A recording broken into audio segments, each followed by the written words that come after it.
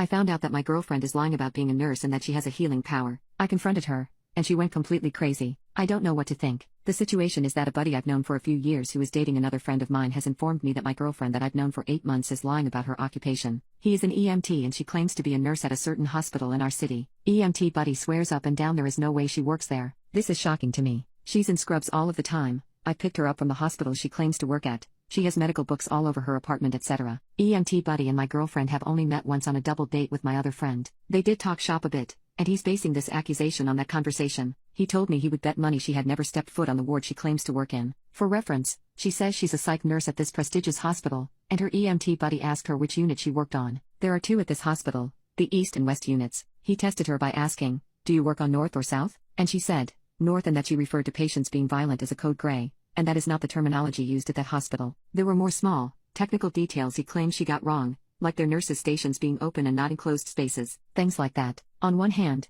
why would she lie about being a nurse? But also, what does he gain from lying about her lying about being a nurse? I don't know jack about the medical profession, to be frank. This whole thing makes me feel crazy. How do I even bring this up? Update. Well, I called up there and at first, they thought I was asking about a patient and said they couldn't talk about them without their code. I said no, she works there, and the woman I spoke with said no one with that name works there. I asked about the other unit, and she told me she knows everyone who works in psych. I thought she might go by a different name, so I started to describe her, and the lady got upset and told me she had to go. I guess she thought I was fucking with her. I don't know what to think. Update 2. Well, this chick is batch T insane. Mystery solved. She doesn't work at the nice hospital. She works at a not so nice hospital and not as a nurse but as a phlebotomy technician or whatever the fuck. She failed out of nursing school and is seriously obsessed. She said she got a TBI in her 3rd year in her bachelor's program and was unable to finish. I may have forgiven all of that, but it's clear she has a tenuous, at best, grasp on reality and went on a bizarre rant about how she could be a doctor, how she saves lives. She's a genius. She knows more than anyone in the world when it comes to the medical field. She claimed she could perform surgery on people,